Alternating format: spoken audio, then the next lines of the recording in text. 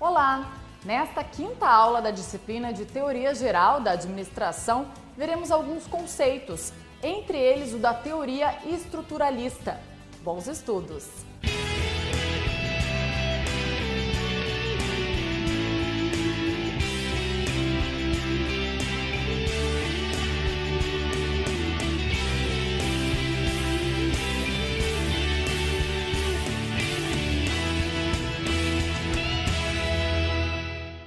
Olá, alunos! Hoje vamos ver como a teoria estruturalista consegue unir os conceitos das teorias burocrática, clássica e a das relações humanas.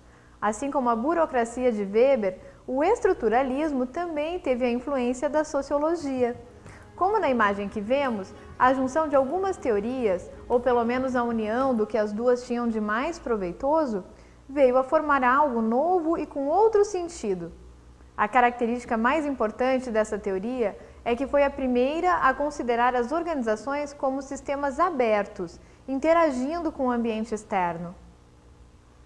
No estruturalismo, vamos ver pela primeira vez a ideia de um todo formado por partes que se interrelacionam e que não se prende à concepção de que o todo é a simples soma das partes. É muito mais do que isso, como no corpo humano. As partes se unem para formar um todo, mas esse todo não é somente a soma das partes. E as partes se relacionam tanto que mexer em qualquer delas modifica o todo.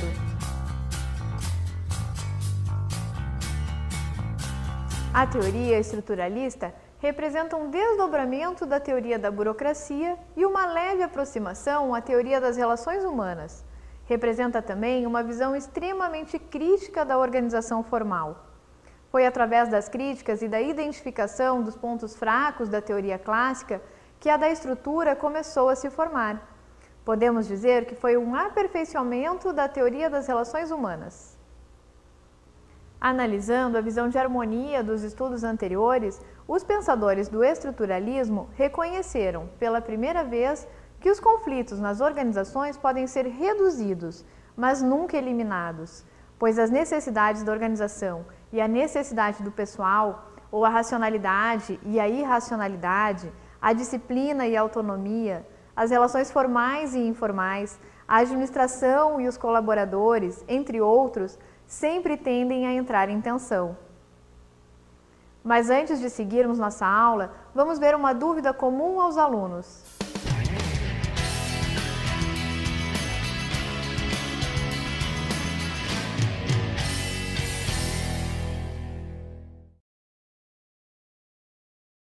Podemos dizer que, enquanto a teoria das relações humanas concentrou seus estudos em indústrias e organizações comerciais, o estruturalismo se dedicou também a estudar hospitais, prisões, igrejas, exércitos e escolas, ampliando o campo de pesquisa e de análise, tentando entender os mais diferentes tipos de organização.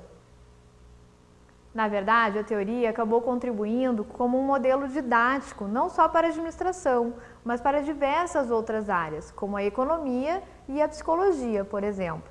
Portanto, ela é mais que uma teoria, é uma metodologia de busca de consistência e integração do conhecimento, utilizada até mesmo na matemática. Enquanto as teorias anteriores consideravam a organização como formal ou informal, a teoria estruturalista criticou a abordagem única dessas teorias e adotou uma visão múltipla das organizações, entendendo que nelas as estruturas formal e informal coexistem e se relacionam, sem se sobrepor uma à outra, na verdade, se complementando. A teoria clássica considerava a natureza humana como somente econômica e a teoria das relações humanas como somente social. O estruturalismo considera que uma não precisa desaparecer para surgir a outra, pois o homem é dotado tanto de aspectos econômicos quanto sociais.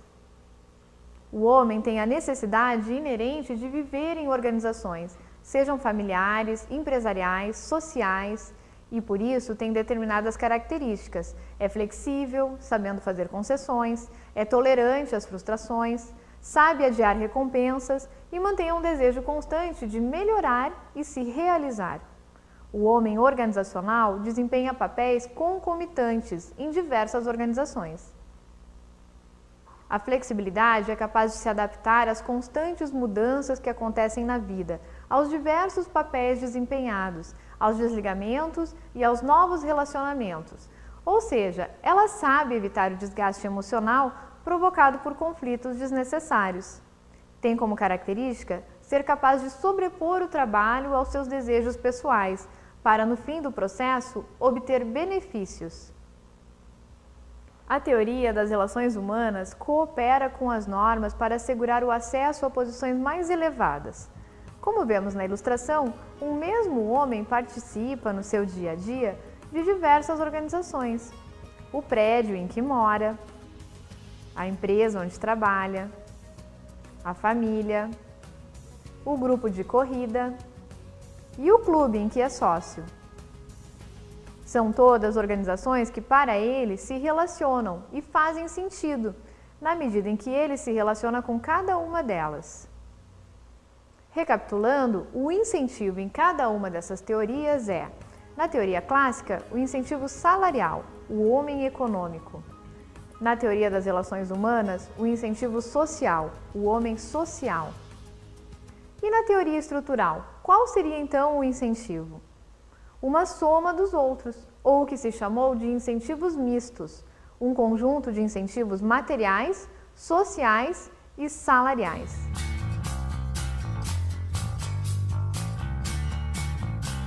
Enquanto os clássicos acreditavam que os interesses tinham identidade, pois o patrão queria um maior lucro e o empregado altos salários, a teoria das relações humanas achava que havia sim um conflito de interesses, mas que esse deveria ser evitado ao máximo.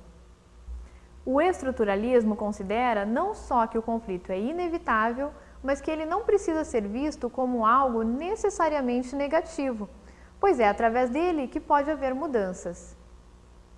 O sociólogo norte-americano Amitai Etizoni foi o primeiro a considerar outros tipos de organização além da indústria.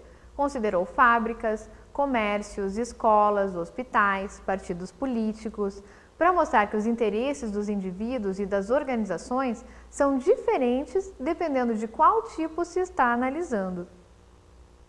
As fábricas sempre foram entendidas pelas teorias anteriores como voltadas ou para o lucro máximo e maiores salários ou para a satisfação dos empregados. Para os estruturalistas, a relação entre esse tipo de organização e as pessoas é trabalhista e de utilidade, ou seja, as pessoas são consideradas enquanto contribuírem para os objetivos da empresa, produtividade e lucro. Já nas organizações como partidos políticos e igreja, existe a ideia de afiliação, ou seja, participação por afinidade, por simples vontade e aceitação dos valores. Em graus diferentes, nas prisões ou clínicas de reabilitação, o indivíduo vai tentar evitar, ou pelo menos tornar a mais amena possível a sua participação, pois os interesses são opostos e os conflitos surgem com mais clareza. Para que os indivíduos possam participar de cada uma das organizações, é necessário que haja uma maneira de se manter a disciplina. Etizoni diferenciou os tipos de poder capazes de obter disciplina e como cada um deles funciona. Cada um deles é melhor aplicado em cada um dos tipos de organização vistos.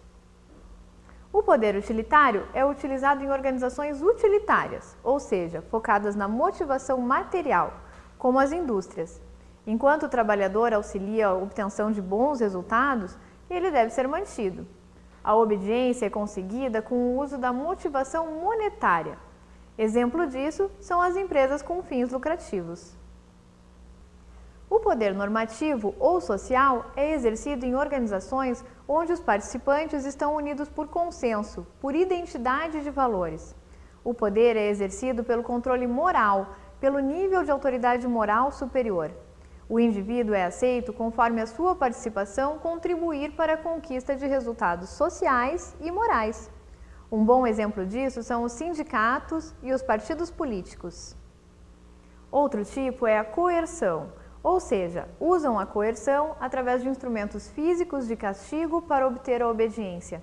As pessoas estão submetidas a essas organizações contra a sua vontade.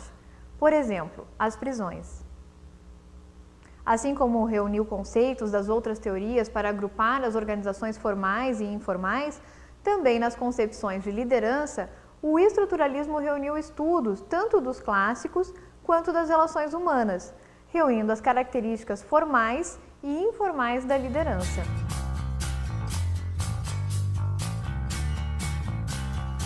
Os estudos de Etizzoni reconhecem as influências das organizações em todos os aspectos da sociedade e entende que podem ser positivas, como a melhora dos padrões educacionais, ou negativas, como o enfraquecimento dos laços familiares.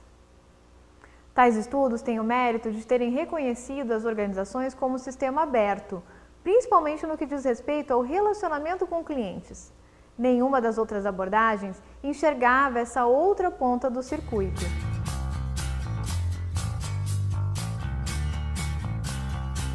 O estruturalismo é, na verdade, uma teoria de transição que visava agrupar as propostas mais úteis de outras teorias. Foi através dela que se começou a ter uma visão mais voltada ao desenvolvimento organizacional e ao entendimento da relação entre o meio interno e externo das organizações. Para encerrarmos este encontro de hoje, em grande estilo, vamos ouvir um convidado muito especial, o professor José Luiz Barbosa de Lima, que dará um depoimento sobre o conteúdo desta aula. A teoria estruturalista da administração, ela se desenvolve no final da década de 1950. E para entendermos melhor sobre o estruturalismo, alguns pontos se fazem importantes frisar. O primeiro deles é que, em primeiro lugar, nós tivemos o desenvolvimento do mecanicismo, e isso acontece entre as teorias científicas e a teoria clássica da administração. Depois nós tivemos o desenvolvimento das relações humanas, a teoria das relações humanas, que acontece na década de 1930 nos Estados Unidos, em que o foco principal é a questão do interrelacionamento do indivíduo dentro da organização, e surgem os grupos formais e informais, timidamente nessa época. O estruturalismo ele trata principalmente da questão da formalização e da questão da informalização dentro da organização. O estruturalismo ele surge como uma oposição entre a teoria burocrática da administração e a teoria das relações humanas, porque elas eram antagônicas entre si. O conceito de estruturalismo, a necessidade de tornar a organização como uma unidade social e também a interdependência, não é, da organização dentro do contexto, assim como o conjunto formal da organização. Para isso, então, nós destacamos as figuras de Amitai e Etizzoni, com um modelo tridimensional, e também com a pesquisa de Blau-Scott, em que ele define como o principal foco o cliente das organizações, através do princípio do cui bono, ou seja, quem é o cliente principal das organizações. O estruturalismo ele se preocupa muito com o estudo e a relação das partes com o todo, ou seja, as partes são tão importantes e constituem a formação do todo. Isso mais tarde vai redundar na teoria sistêmica da administração, que é a TGS, cujo autor é Ludwig von Bertalanffy. O estruturalismo, então, ele se preocupa com esta relação entre as partes, o seu funcionamento, a sua integração dentro da organização para com a sociedade. E a questão do conjunto organizacional reflete o papel do homem, do indivíduo, dentro da organização e a sua inter-relação entre o ambiente e o que acontece internamente dentro da organização. E isso vai refletir lá na sociedade. Através do estruturalismo, também surge a figura do homo organizacional. O que é o homo organizacional? É aquele indivíduo que atua na organização moderna e ele é capaz de desempenhar vários papéis dentro das organizações. Ou seja, é uma questão de adaptação ao modelo organizacional que começa a surgir a partir do final da década de 50 e faz com que o homem seja eclético nas suas atividades e principalmente com relação ao novo modelo de organização que está surgindo e que se constitui dentro de um aparato tecnológico, um aparato financeiro, moderno até para os padrões da época. Acontece que, em meio a essa década, surgem várias situações em que faz com que as empresas comecem a sair de um processo de desenvolvimento mais individualista e passe para uma complexidade maior. O que isso significa? Significa o crescimento e o desenvolvimento das organizações. Para isso, há necessidade, então, do indivíduo se adaptar não só a essa interdependência entre os fatores internos e os fatores externos provocados pelo meio ambiente. Daí, então, essa necessidade, então, de o homem se adaptar a esse conjunto de modernidade que começa a surgir e que é o desenvolvimento das organizações.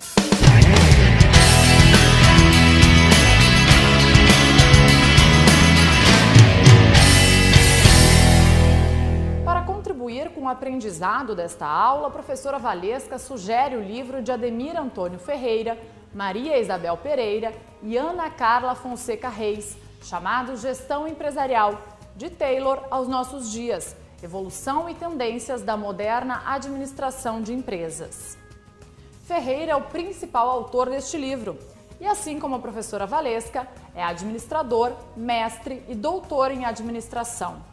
Realizou pesquisas nas áreas comportamental, de transferência de tecnologia, implantação de sistemas integrados de gestão e atualmente investiga a formação de redes interorganizacionais como estratégia para desenvolvimento de novos negócios. Também recomendou a 9ª edição de Administração Moderna, do autor Samuel Certo, cuja obra é bastante contemporânea, focado em estimular o autodesenvolvimento dos estudantes. Ou seja, é um livro para ler, estudar e, com isso, aprender cada vez mais.